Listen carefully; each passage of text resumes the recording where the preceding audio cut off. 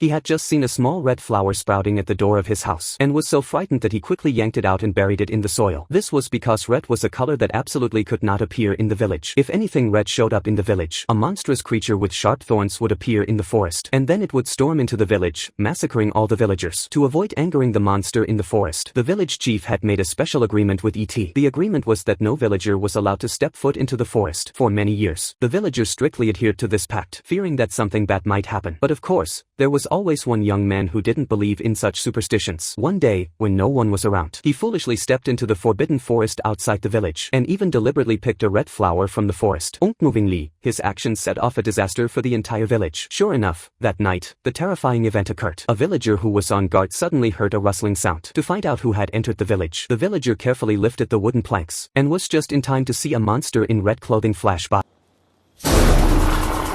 This sight scared him so badly that he nearly wet himself, and he quickly rang the village's only alarm bell.